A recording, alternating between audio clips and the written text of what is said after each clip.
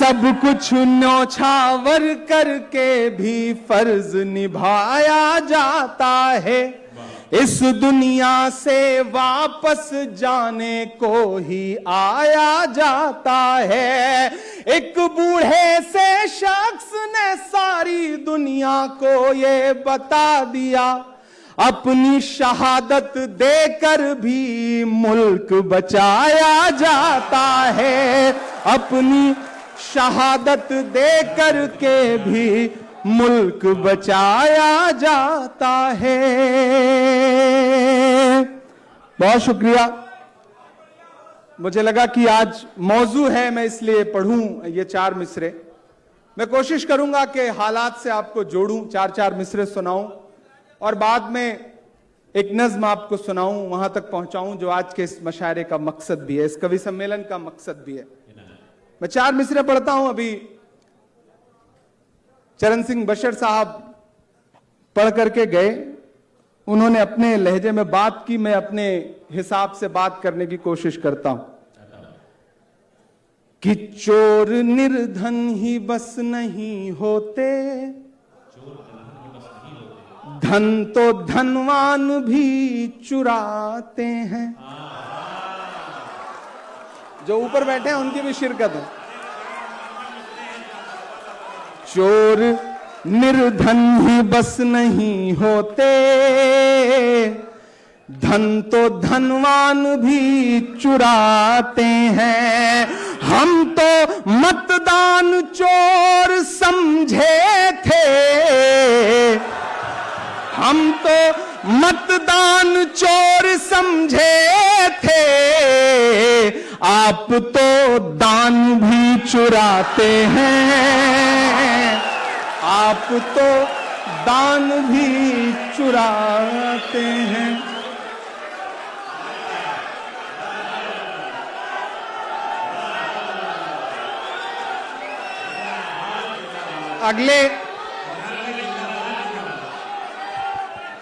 अगले 16 दिन बाद संसद का सत्र शुरू होने जा रहा है। आप इतनी दुआ दीजिए कि मैं इसे वहां भी पढ़ सकूं। कि चोर निर्धन ही बस नहीं होते, धन तो धनवान भी चुराते हैं। चोर निर्धन ही बस नहीं होते,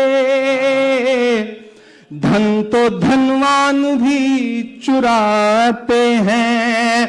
हम तो मतदान चोर समझे थे, आप तो दान भी चुराते हैं। आप तो दान भी चुराते हैं। बहुत अच्छा सुना रहे हैं आप, बहुत अच्छा सुन रहे हैं आप, और इधर से भी बहुत अच्छा सुनाया गया। मसला यह है ना कि हमारे हुक्म के हमारे मुल्क के हाकिम का मसला ऐसा है कि वो एक आदमी बस में सफर करने के लिए चढ़ा और टिकट बनाने वाला जब उसके पास आया ना, उसने कहा पैसे निकालो टिकट बनेंगे। उसने जेब देखा तो जेब ही कटी हुई थी। जब जेब कटी हुई थी तो वो परेशान हो गया। उसने कहा साहब जेब कट चुकी है। तो टिकट बनाने वाला उसके ऊपर चीखने लगा कि तुम लोग ऐसे बहाना करते हो, झूठ बोलते हो, पैसे रहते नहीं, टिकट बनवाना नहीं रहता, लेकिन बहाना बनाओगे कि जेब कट चुकी है। इतने में पीछे एक आदमी बैठा था, बिल्कुल उन्हीं की हूबहू शक्ल वाला। उसने कहा कैसी बात कर रहे हैं आप, किसी आदमी का आप इस तरह अपमान करेंगे, ये बिल्कुल बर्दाश्त नहीं किया जाएगा। मैं पैसे दे रहा हूं, आप इसका टिकट बनाइए। टिकट बनाने वाला खुश हो गया। उसने कहा ठीक है। उसने पैसे दिए। पूरी बस ने उस आदमी के लिए ताली बजाई। बाद में पता चला कि उसी ने जेब काटी थी। ये हालात हैं। तो मामला कुछ बिल्कुल ऐसा ही चल रहा है। मैं ऐसे हालात में 4 मिसरे पढ़ने की हिम्मत करता हूं कि मुल्क का उसको वफादार नहीं मानता मैं, ऐसे दरबार को दरबार नहीं मानता मैं। मुल्क का उसको वफादार नहीं मानता मैं, ऐसे दरबार को दरबार नहीं मानता मैं। बच्चों की खुदकुशी पे जिसका, बच्चों की खुदकुशी पे दिल न पसीजे जिसका, ऐसी सरकार को सरकार नहीं मानता मैं, ऐसी सरकार को सरकार नहीं मानता मैं। बच्चों की खुदकुशी पे दिल न पसीजे जिसका, ऐसी सरकार को सरकार नहीं मानता मैं, ऐसे दरबार को दरबार नहीं मानता मैं। बहुत शुक्रिया, बहुत अच्छा सुन रहे हैं आप। मैं एक नज्म सुनाने चल रहा हूं, उसकी तमहीद में बस इतना कहूंगा, पवन भाई, किशोरी लाल जी, कि इलाहाबाद विश्वविद्यालय के सीनेट हॉल में पंडित जवाहरलाल नेहरू जी अपनी बात रख रहे थे, ना भाषण दे रहे थे। सामने बैठे थे प्रोफेसर्स, स्टूडेंट्स और शहर के तमाम इंटेलेक्चुअल इलाहाबाद के। उस भीड़ में उर्दू के बहुत बड़े अजीम शायर फिराक गोरखपुरी भी बैठे हुए थे। पंडित नेहरू ने अपने भाषण में वर्ल्ड हिस्ट्री का कहीं जिक्र किया। जैसे ही उनका भाषण थोड़ा रुका, सामने एक प्रोफेसर बैठे थे, हिस्टोरियन ईश्वरी प्रसाद, वो खड़े हो गए और उन्होंने कहा कि पंडित जी, आप बात तो सही बता रहे हैं, लेकिन जो सन बता रहे हैं वो सन ये नहीं, ये है। अब प्राइम मिनिस्टर के भाषण में बीच से कोई खड़ा होकर के टोक दे तो तनाव का माहौल हो गया। इतने में फिराक गोरखपुरी सामने से खड़े हुए और उन्होंने कहा कि ईश्वरी बैठ जाओ, तुम हिस्ट्री को रटने वाले हो, ये शख्स हिस्ट्री को बनाने वाला है।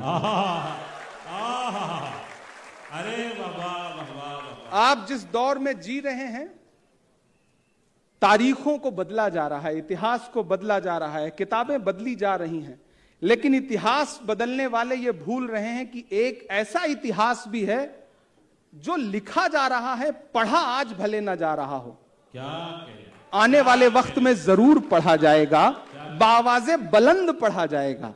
इसलिए भी मैं एक नज्म आपके सामने रखता हूं और आपसे दुआ मांगता हूं कि एक यही नारा हम सबको हर पल याद रहे। थोड़ी देर आप मेरे रंग में आ जाइए। एक यही नारा हम सबको हर पल याद रहे, तिरंगा जिंदाबाद रहे, तिरंगा जिंदाबाद रहे। एक यही नारा हम सबको हर पल याद रहे, तिरंगा जिंदाबाद रहे, तिरंगा जिंदाबाद रहे। हरा सफेद हो या केसरिया सब आबाद रहे, तिरंगा जिंदाबाद रहे, तिरंगा जिंदाबाद रहे। कुछ लोगों की ख्वाहिश है सब एक रंगा हो जाए। मुझे पता है मैं जहां खड़ा हूं सड़क के उस पार देश की संसद है, मैं यहां खड़ा होकर ये मिसरे पढ़ रहा हूं तो इनके मायने और बड़े कि कुछ लोगों की ख्वाहिश है सब एक रंगा हो जाए। अमन जहां है उस धरती पर भी दंगा हो जाए। अमन जहां है उस धरती पर भी दंगा हो जाए। ऐसे लोगों से अपना ईमान बचाए रखिए, ऐसे लोगों से अपना ईमान बचाए रखिए। गांधी नेहरू वाला हिंदुस्तान बचाए रखिए, गांधी नेहरू वाला हिंदुस्तान बचाए रखिए। जिसके भी दिल में नफरत हो, जिसके दिल में भी नफरत हो, वो बर्बाद रहे। तिरंगा जिंदाबाद रहे, तिरंगा जिंदाबाद रहे, तिरंगा जिंदाबाद रहे। यहां महाराज बैठे हैं, किशोरी लाल शर्मा जी बैठे हैं। इमरान मिसरे पढ़ता है कि गंगा जल तुम ले आओ, हम जमजम लेकर आए। शिरकत हो ऊपर से नीचे तक कि गंगा जल तुम ले आओ, हम जमजम लेकर आए। आओ मिलजुल कर नफरत की दोनों आग बुझाएं। और आपके नाम ये मिसरे हैं, लेकिन किरदार ये नहीं है। मैं सड़क के उस पार वालों की बात कर रहा हूं कि आओ दोनों मिलजुल कर नफरत की आग बुझाएं। नेताओं की मत सुनना, ये जात बड़ी छोटी है। नेताओं की मत सुनना, ये जात बड़ी छोटी है। देश बड़ा, सरकारों की औकात बड़ी छोटी है। देश बड़ा, सरकारों की औकात बड़ी छोटी है।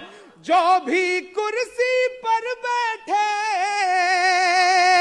जो भी कुर्सी पर बैठे, उसको ये याद रहे, तिरंगा जिंदाबाद रहे, तिरंगा जिंदाबाद रहे।